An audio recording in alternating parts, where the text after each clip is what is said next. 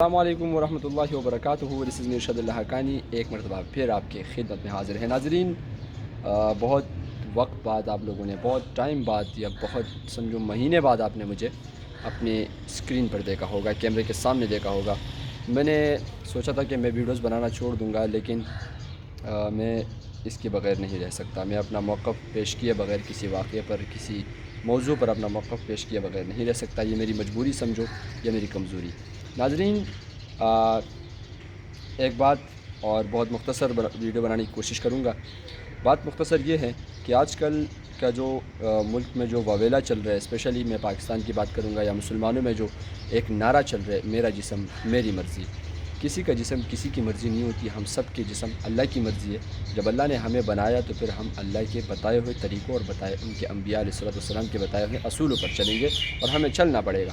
اگر ہم ان پر نہ چلے تو پھر ہم صرف نام کے مسلمان رہے. ہمارے مسلمان ہونے کا کوئی فائدہ اور کوئی مطلب نہیں بنتا. ناظرین، ہم آتے ہیں پاکستان کی طرف. یہ اسلام کے نام پر مبنی ایک ملک ہے. باقاعدہ اس نعرے کے خلاف ایک آئینی بل پاس ہونا چاہیے، کیونکہ ہم مسلمان ہیں اور ہم اسلام کے پاسدار ہیں.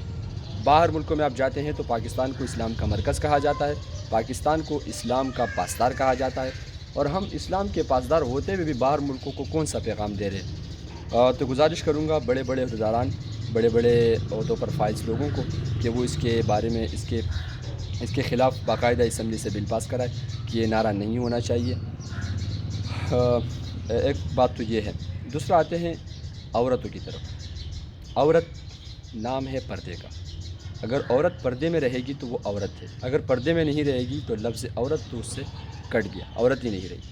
دوسرا، اگر کوئی عورت کہتی ہے کہ مجھے پردے میں یا حجاب میں تکلیف ہوتی ہے، میں نہیں رہ سکتی حجاب میں، تو میں ایک بات آپ کو واضح طور پر بتا دوں کہ لفظ حجاب ہے ہی مشکل کا نام. لفظ حجاب میں ہے ہی مشکلات. تو پھر آپ کیسے کہتے ہیں کہ مجھے اس مشکل میں نہیں رہنا؟ ایک بات تو یہ ہوتی ہے. دوسرا، حدیث شریف میں آتا ہے الدنیا سجن المؤمن و جنت الکافر. یہ جو دنیا ہے نا، یہ مسلمان کے لیے قید خانہ ہے اور کافر کے لیے جنت. جب آپ اس کو اپنے لیے جنت سمجھیں گے تو پھر حدیث کی تشریح آپ خود کریں کہ آپ کس زمرے میں آتے ہیں، آپ کون سے لوگوں میں آتے ہیں. یہ دنیا ہمارے لیے قید خانہ ہے. جب ہم کسی قید خانے میں جاتے ہیں تو پھر ہم اپنی مرضی کے مطابق زندگی نہیں گزار سکتے. ہم S H O, D C H O اور ایس پی اور ایس ایس پی کے انڈر اسٹم ہوتے ہیں. ہم ان کے انڈر ہوتے ہیں اور ہم ان کے اصول اور امور کے مطابق زندگی گزاریں گے. تو یہ دنیا ہمارے لیے قید خانہ ہے. اللہ رب العزت نے ہمیں بنایا ہے. ہماری تخلیق اللہ رب العزت نے کی ہے. ایک بہت بڑے بادشاہ نے کی ہے جو دنیا کے بادشاہوں کا بادشاہ ہے اور 70 ماؤں سے زیادہ ہم سے محبت کرتا ہے. ہمارے اوپر کوئی جبرانہ حکم پیش نہیں کیا، ہمارے اوپر کوئی ایسا حکم پیش نہیں کیا جو ہم نہیں کر سکتے ہو. اللہ رب العزت نے اپنے بندوں پر رحم کیا ہے. اب جب رحم کی نگاہ سے اللہ رب العزت نے بندوں پر دیکھ کر دنیا میں مبعوث فرمایا، تو پھر اللہ رب العزت نے انسان کو اسی لیے بھیجا کہ وہ اللہ کی عبادت کرے. یہ باقی تو سارے ایسی فراخات ہے، فضول کی باتیں ہیں، فضولیات ہے. یہ دنیا کے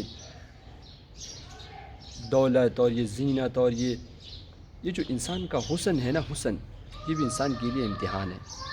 انسان اس میں کتنا اس پہ فخر کرتا ہے، انسان کتنا اس کو اللہ کی نعمت سمجھتا ہے. تو میں آپ حضرات سے التجا کروں گا کہ یہ، اور پھر عورت کے لیے کیا ہے؟ عورت کے لیے کیا ہے؟ عورت کی جوانی 13-14 سال سے شروع ہوتی ہے اور 25 سال پہ جا کے ختم. 25 سال کے بعد وہ ماں بنتی ہے، پھر وہ گھر کی ذمہ داریاں، پھر وہ گھر کا دیکھ بھال، شوہر، بچے. تو پھر ان کے لیے ان کی جسم کی کیا مرضی؟ مجھے یہ بات سمجھ میں نہیں آ رہی. تو میں آپ حضرات سے صرف اتنی سی التجا کروں گا کہ آپ سب کی جسم آپ کی مرضی نہیں، بلکہ اللہ کی مرضی، اللہ کے بتائے ہوئے طریقے، حضور صلی اللہ علیہ وسلم کے بتائے ہوئے طریقوں پر چلنا ہوگا.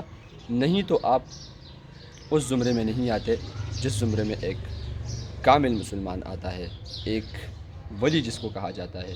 ہم ہر مسلمان، ہر آدمی ولی تو نہیں بن سکتا، لیکن ہر آدمی مسلمان تو بن سکتا ہے، اسلام کے پیروکار تو بن سکتا ہے نا. سارے ارکان ہمارے اندر نہیں آ سکتے، جو آ سکتے ہیں وہ تو لانے نا. تو میں آپ سب سے التجا کروں گا، حکومت پاکستان سے التجا کروں گا کہ اس نعرے کے خلاف باقاعدہ ایک بل پاس کرایا جائے تاکہ یہ جو فحاشی پھیلانے والے لوگ ہیں یہ رک جائے.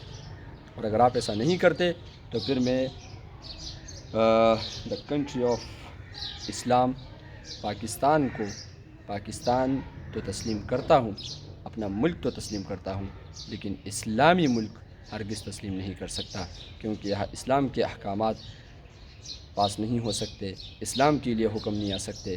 تو پھر میں اس کو کیسے اسلامک کنٹری تسلیم کروں؟ یہ پاکستان میرا ملک ہے، مجھے پاکستان سے محبت ہے، آپ سب کو پاکستان سے محبت ہے، مگر سب سے پہلے اس دنیا میں ہم مسلمان آئے ہیں، اس کے بعد ہمیں باقی چیزیں جو دنیا میں ملی ہے وہ ملی ہے. تو سب سے پہلے ہم نے اسلام کو فالو کرنا ہوگا. انشاءاللہ دوبارہ کسی بات پر آپ سب حضرات سے ملاقات ہوگی. اب تک کے لیے اتنا کافی ہے. دیجیے ارشد اللہ حقانی کو اجازت. والسلام.